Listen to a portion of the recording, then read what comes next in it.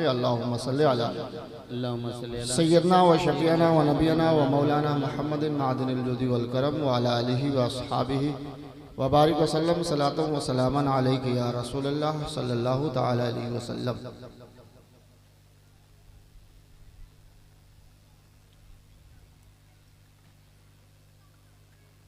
गुड़ी पोखर के चंद नौजवानों ने नसीमी कमेटी बनाकर मौला अली कॉन्फ्रेंस को सजाया है। गुज़श्ता साल भी यह कॉन्फ्रेंस हुई थी, इन साल भी हुई है, और जो कॉन्फ्रेंस मौला अली के नाम से हो गई शुरू, वो बंद नहीं होती है। सुभान अल्लाह। शाम से भी आप मेरे ख्याल से 2 शोरा को समात फरमा चुके है ना, तीनों पढ़ लिए।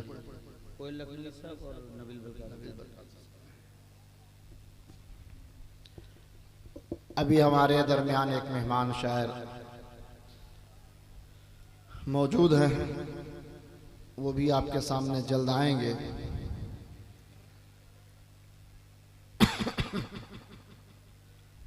कमेटी के बच्चों से ये गुजारिश है कि आइंदा जब आप जलसा करें तो ये दुकानों जो लगी है इसको थोड़ा दूर में लगवाइए। उधर जो बात कर रहे हैं जो लोग, उनकी आवाज़ हम लोग तक आ रही है। तो जो मेला घूमने आए वो मेला घूमेंगे, जो जलसा सुनने आए वो जलसा सुनेंगे। जितने लोग हैं काफ़ी हैं, बेहतर हैं, क्योंकि आज की इस कॉन्फ्रेंस को निस्बत मौला अली से है। सुनने वाले भी मौला अली के ग़ुलाम हैं, बोलने वाले भी मौला अली के ख़ानदान से हैं, और हम तमाम लोगों को जो जिनसे निस्बत है वो भी मौला अली के औलाद हैं। अल्लाह का शुक्र एहसान है कि उसने हम तमाम लोगों को हज़ारों किस्मों की नेमतों से सरफराज किया है।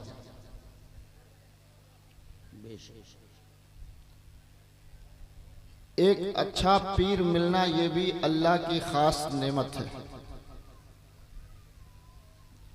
एक अच्छा पीर मिल जाना ये भी एक अच्छी नेमत है।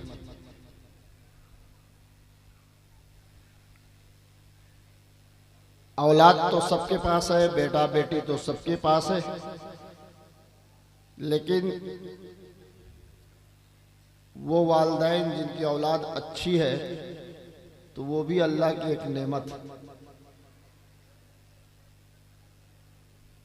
आपको ऐसा दीन मिला जो तमाम दीनों में सबसे अच्छा दीन है, ये भी अल्लाह की एक नेमत है कि हमें और आपको तमाम दीनों से सबसे अच्छा दीन मिला। रसूल हमें मिले जो तमाम रसूलों से अफजल व आला, ये भी अल्लाह की नेमत है। इस तरह से आप लिस्ट बनाते चले जाएं तो हजारों की तादाद में लिस्ट बन जाएंगी जो नेमतें अल्लाह ने हमें अच्छी अता की हैं।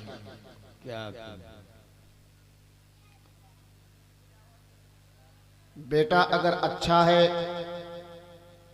तो अल्लाह की नेमत है, और वही बेटा अगर बुरा हो गया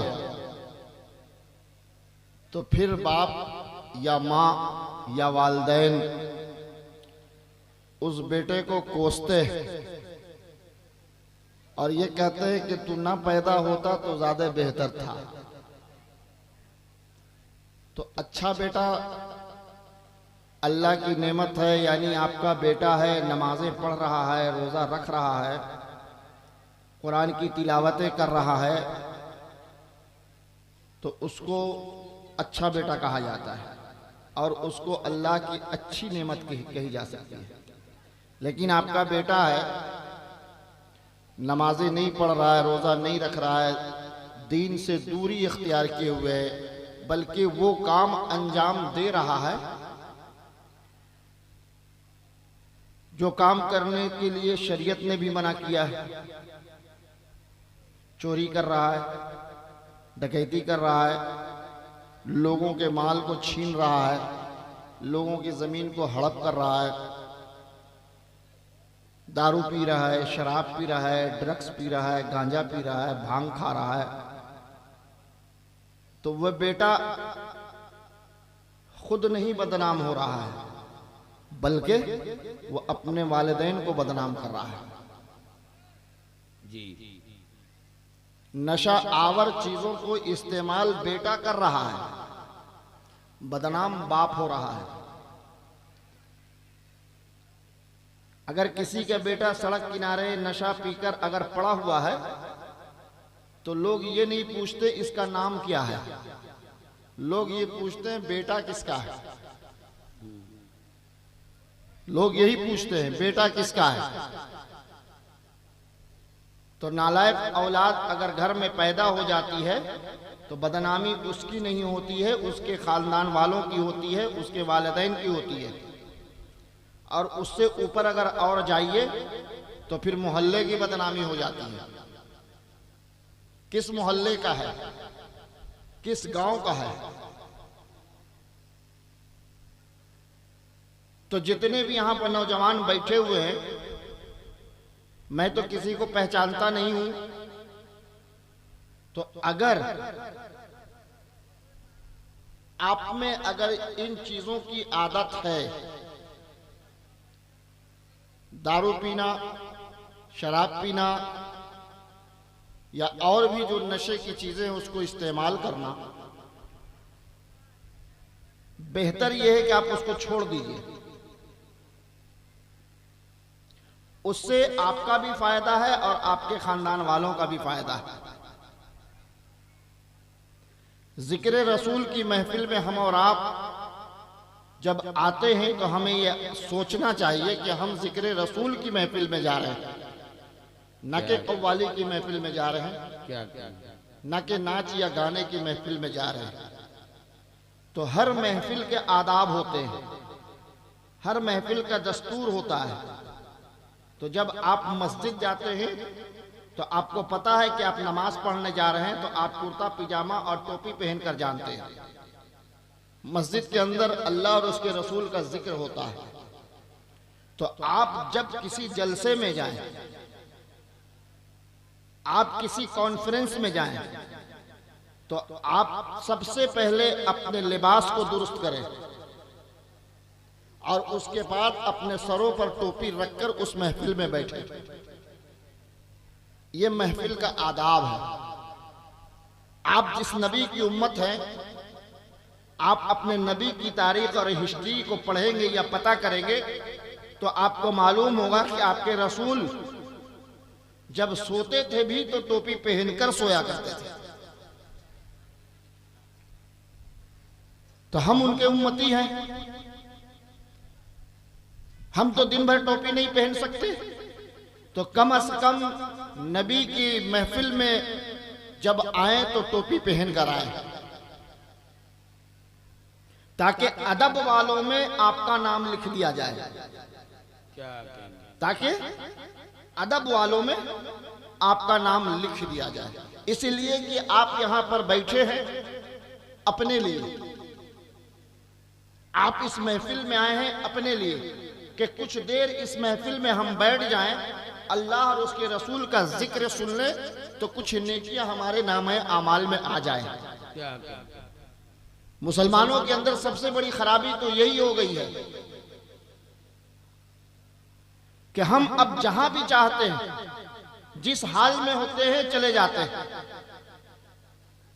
सहाबा कराम जब अल्लाह के प्यारे रसूल सल्लल्लाहु ताला अलैहि वसल्लम के पास बैठा करते थे, रसूल की महफिल में बैठा करते थे, तो आपस में ऐसा सर जोड़कर बैठते थे कि कहीं पर अगर चादर डाल दी जाए तो चादर में कहीं पर शिकन नहीं होती थी।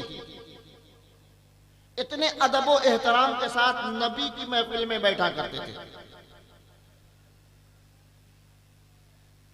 आप मौला अली कॉन्फ्रेंस में हैं,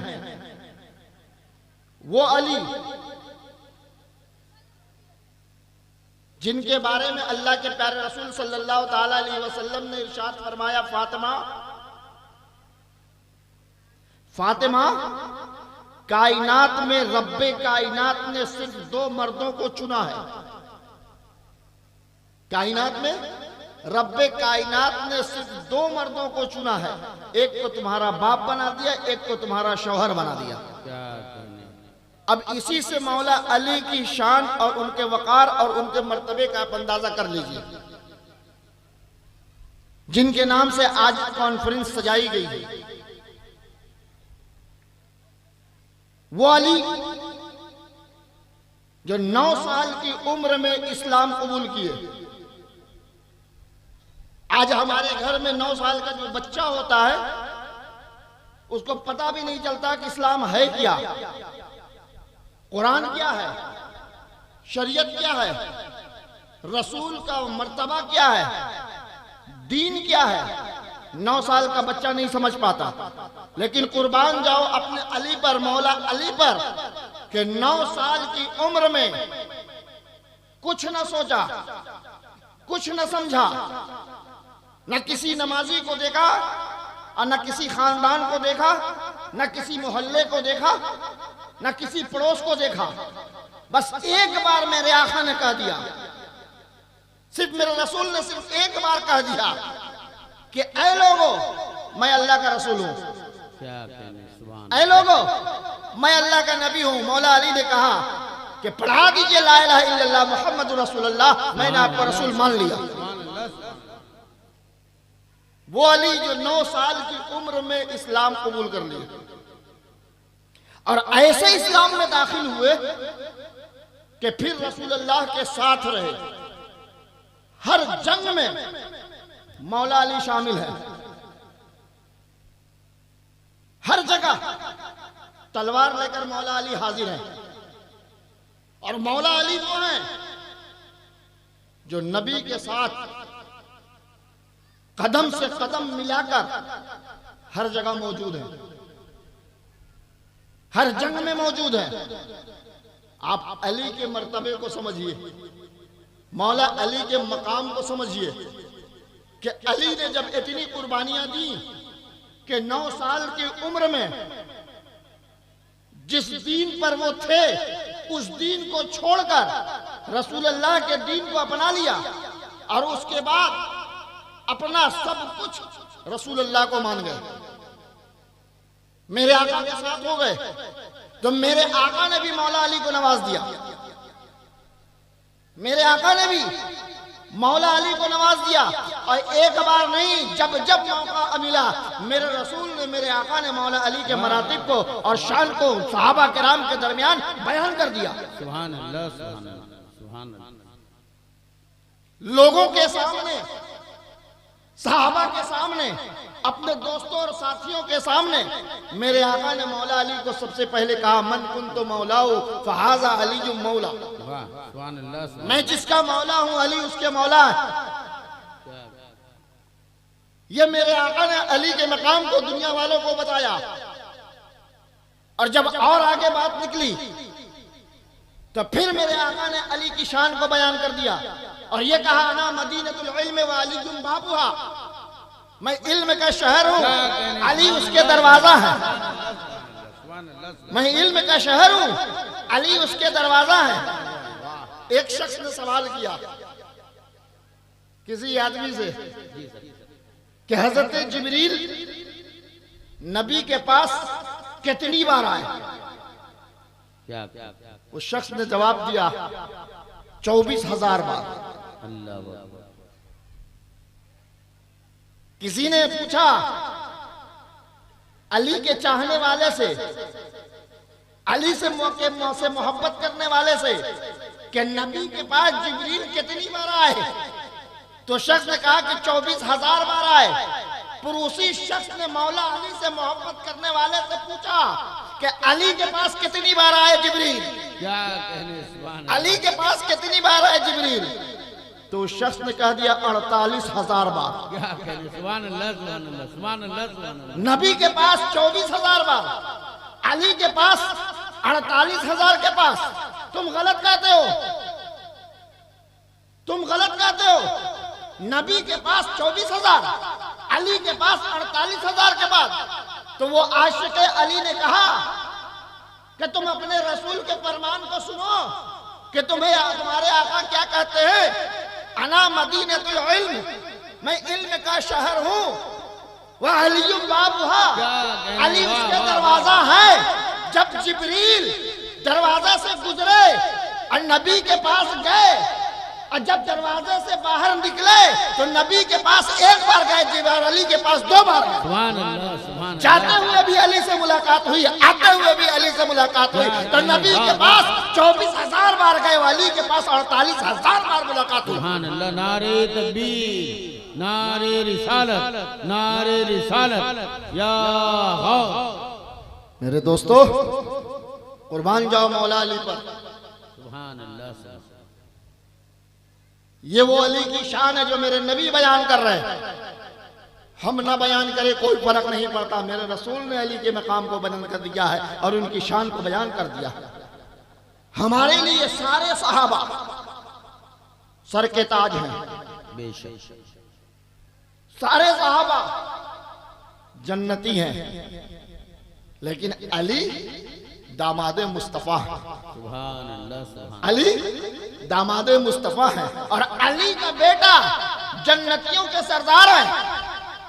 सारे सहाबा जन्नती और अली के बेटा को मेरे आका कहते कि हुसैन और हसन जन्नती जवानों के सरदार हैं। सुभान अल्लाह, सुभान। मेरे दोस्तों, हजरत उमर रजी अल्लाह ताला अन्हु को कितने लोग जानते हैं? खलीफतुल मुस्लिमीन है जी। और हजरत उस्मान गनी रजी अल्लाह ताला अन्हु वो भी खलीफतुल मुस्लिमीन, मौला अली भी खलीफतुल मुस्लिमीन, हजरत अबू बकर सिद्दीक भी खलीफतुल मुस्लिमीन। सुभान अल्लाह। जब हजरत उमर रजी अल्लाह ताला अन्हु का दौरे खिलाफत आया तो हजरत उमर जब खलीफा बने तो जितने दूर के वो खलीफा थे वो तमाम लोगों की रहबरी करते थे। एक दिन हजरत उमर रजी अल्लाह ताला अन्हु रात की तारीकी में गुजर रहे थे। रास्ते से एक औरत दिखाई दी कि चली आ रही है। हजरत उमर रजी अल्लाह ताला अन्हु उस औरत को रोक कर पूछे कि रात की तारीकी में अंधेरे रास्ते में अकेले तुम जा रही हो, तुम्हें डर नहीं लगता? जी। तो उस औरत ने जवाब दिया कि चाहे तो उमर मर गए हैं, चाहे तो उमर मर गए हैं या फिर उमर तुम हो। क्या कहने, वाह वाह। उमर अपने मोहल्ले में जितने एरिया के वो देखभाल कर सकते थे, रात की तारीकी में हर नबी के उम्मती के घर के दरवाजे तक जाते थे, गली में घूम घूम कर देखना चाहते थे कि कोई मेरे नबी का उम्मती परेशान है कि ना। लेकिन अकीदा देखो कि रात के अंधेरे में एक औरत आ रही है और हजरत उमर ने उस औरत से सवाल कर दिया कि रास्ते से गुजर रही हो, रास्ता तारीख है, रास्ता अंधेरा है, कोई रास्ते पर मर्द नहीं है, कोई इंसान इस रास्ते पर चल नहीं रहा, क्या तुम्हें इस रास्ते से चलने पर, अकेले चलने पर डर महसूस नहीं हो रहा? तो उस औरत ने कहा चाहे तो उमर मर गए हैं या उमर तुम हो। कितना हजरत उमर रजी अल्लाह ताला अन्हु का कानून सख्त था कि जब तक वो हयात से थे किसी इंसान के आंख में उतनी ताकत नहीं थी कि गैर महरम को उठाकर वो आंख से देखे, चाहे वो दिन का उजाला हो या रात की तारीकी। सुभान अल्लाह, सुभान अल्लाह। ये वो उमर है। लेकिन आज तो हमारे घर की औरतें पर्दा ही नहीं करती हैं, सर खुला, बाल खुला, चेहरा खुला, लिबास अब ऐसा है कि जिस्म नजर आ रहा है और दावा यह है कि हम कनीज़े फातिमा हैं। अल्लाह। दावा यह है कि हम मुसलमान की बेटी हैं, हम मुसलमान की बहन हैं, हम मुसलमान की बीवियां। मेरे दोस्तों, आप इस्लाम में दाखिल हैं, आप ऐसे मजहब में दाखिल हैं कि आप जहां भी निकलो तो अपने चेहरे को छुपा कर निकलो। आप कहीं भी जाओ अपने बालों को छुपा कर जाओ, आप कहीं भी रास्ते से गुजरो अपने तन को छुपा कर जाओ। इसलिए क्या आप जिसको किसकी कनीज अपने को कह रही है सैयदा तैयबा ताहिरा हजरत फातिमा तो ज़हरा रज़ी अल्लाह ताला अन्हा का इरशाद है, उनका फरमान है कि हे लोगों, जब मैं इस दुनिया से गुजर जाऊं तो रात की तारीकी में मेरे जनाजे को कब्रिस्तान ले जाना। सुभान अल्लाह। रात की तारीकी में मेरे जनाजे को कब्रिस्तान ले जाना। हजरत फातिमा रज़ी अल्लाह ताला अन्हा इरशाद फरमाती हैं, क्या हमारे कहीं कोई औरतों की मौत होती है तो क्या उसका बदन खुला होता है? हरगिज नहीं, बदन तो कफन से छुपा होता है। लेकिन हजरत फातिमा मौला अली की अहलिया और इमाम हसन और हुसैन की वालदा कह रही हैं कि रात की तारीकी में मेरे जनाजे को कब्रिस्तान ले जाओ ताकि कोई भी शख्स मेरे कफन को भी ना देख सके। चेहरे की तो बात छोड़ो, बालों की तो बात छोड़ो, जिस्म की तो बात छोड़ो, कपड़े की तो बात छोड़ो। हजरत फातिमा पर्दा की इतनी सख्त पाबंद थी कि वो कह रही है कि रात की तारीकी में मेरे जनाजे को कब्रिस्तान ले जाना ताकि लोग मेरे कफन को भी ना देख सके। क्या जलसा कराना आसान है, कॉन्फ्रेंस कराना आसान है, अमल करना बहुत मुश्किल है। अमल करना बहुत मुश्किल है। तो मेरे दोस्तों, मैंने कुरान मुकद्दस की एक आयत करीमा की तिलावत करने का शरफ हासिल किया। अला बिज़िक्रिल्लाहि तत्मइन्नुल कुलूब। आपका रब इरशाद फरमाता है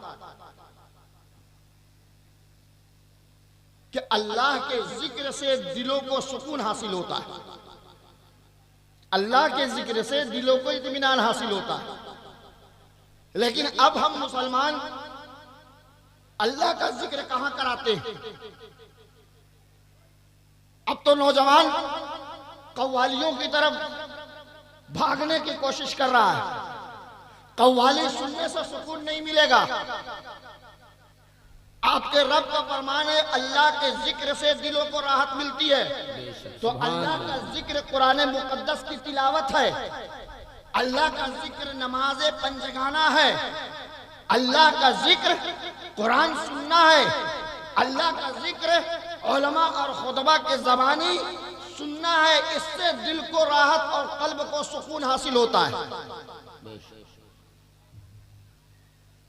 मेरे दोस्तों, हजरत इब्राहिम अलैहिस्सलाम को कौन नहीं जानता? उन्हीं के बेटा तो 10 बकरीद को कुर्बान हुए, उन्हीं के साहबजादे 10 बकरीद को कुर्बान हुए। हजरत इस्माइल अलैहिस्सलाम, हजरत इब्राहिम को रब्बे कायनात ने इतनी दौलत से सरफराज किया, इतनी दौलत से नवाज दिया कि उनका पड़ोसी उनसे जलने लगा, उनका पड़ोसी उनसे जलने लगा। और उसने एक दिन रब की बारगाह में हाथ उठाकर कहा, परवरदिगारे आलम, तूने इब्राहिम को इतनी दौलत क्यों दिया है? बेइंतहा दौलत इब्राहिम को तूने अता किया है। तो रब की तरफ से आवाज आई कि तू देखना चाहता है कि इब्राहिम को मैंने कितनी दौलत किस लिए दिया, इतनी दौलत मैंने किस लिए दिया। और इब्राहिम को जो दौलत रब ने अता किया था वो सोना नहीं था, चांदी नहीं थी, रुपया पैसा नहीं था, बल्कि हजरत इब्राहिम को रब ने जानवर इतना अता किया था, जानवरों का अंबार था हजरत इब्राहिम के पास। तो जानवर अगर किसी के पास है, आज की तारीख में अगर किसी के पास 2 गाय लगहर है, दूध वाली है, तो वो भी 50,000 की है जी। तो अल्लाह ने अगर जानवरों को हजरत इब्राहिम को अता किया तो हजरत इब्राहिम की दौलत का अंदाजा लगाया जा सकता था कि कितनी दौलत का जानवर उनके पास है। उनका पड़ोसी उससे जलने लगा कि इब्राहिम को इतनी दौलत कहां से अता कर दिया। रब ने कहा कि जाओ जाओ, तुम्हें अगर पता लगाना है तो चले जाओ, इब्राहिम जंगल में है, जानवरों को चरा रहे हैं, और जहां पर इब्राहिम जानवरों को चरा रहे हैं उससे कुछ दूर खड़े हो जाना, उससे कुछ दूर खड़े हो जाना, और जाकर वहां पर सिर्फ एक सदा लगाना, सिर्फ एक आवाज लगाना। उस शख्स ने पूछा क्या सदा लगाएंगे, क्या आवाज लगाएंगे? तो रब की तरफ से आवाज आई कि इब्राहिम के करीब में खड़े होकर, कुछ दूर सिर्फ जाकर वहां पर खड़े होकर आवाज लगाना, अल्लाहु अकबर। क्या सदा लगाना? अल्लाहु अकबर। वो शख्स आया, हजरत इब्राहिम जंगलों में जानवर को चरा रहे थे। वो शख्स किनारे आकर एक बार आवाज लगाया, अल्लाहु अकबर। हजरत इब्राहिम के कान में जब ये आवाज गई, हजरत इब्राहिम परेशान हो गए, बेकरार हो गए। मेरे रब को किसने पुकारा? मेरे रब को किसने पुकारा? इधर भागे, इधर भागे, इधर भागे। देखा एक शख्स यहाँ खड़ा है, एक शख्स इधर खड़ा है। हजरत इब्राहिम पहुंच गए, सवाल किया, मेरे रब को तुमने पुकारा? उस शख्स ने कहा, हाँ मैंने पुकारा। हजरत इब्राहिम ने कहा, एक बार और मेरे रब का नाम लो, एक बार और मेरे रब का नाम लो। उस शख्स ने कहा, क्या अगर तुम्हारे रब का एक बार और हम नाम लेंगे तो तुम मुझे इनाम में क्या दोगे? क्या बात? हजरत इब्राहिम ने कहा, ये देखो, ये हजारों जानवर मेरे हैं, आधा जानवर तुमको दे देंगे। हजारों की तादाद में जानवर मेरे हैं, एक बार मेरे रब का नाम ले लोगे तो आधा जानवर तुम्हारा। उस शख्स ने फिर आवाज लगाई, अल्लाहु अकबर। हजरत इब्राहिम ने कहा, 500 जानवर तुम्हारा हो गया, 500 जानवर तुम्हारा हो गया। लेकिन एक बार और मेरे रब का नाम लो, एक बार और मेरे रब को पुकारो। फिर उस शख्स ने कहा कि अब क्या दोगे? हजरत इब्राहिम ने कहा, जो बचा हुआ जानवर वो भी दे देंगे, जो बचा हुआ जानवर वो भी दे देंगे। मेरे रब का नाम एक बार और ले लो। उस शख्स ने फिर एक बार और आवाज लगाई, अल्लाहु अकबर। हजरत इब्राहिम ने कहा, ये 1000 जानवर मेरा था, अब तुम्हारा हो गया, क्या? अब तुम्हारा हो गया, लेकिन एक बार और मेरे रब का नाम ले लो। उस शख्स ने बोला, अब क्या दोगे? अब मुझे क्या दोगे? 1000 जानवर तुम्हारे पास था, 2 बार तुम्हारे रब का नाम लिया, तुमने 1000 जानवर मुझे दे दिया। अब अगर तुम्हारे रब का नाम लेंगे तो क्या दोगे?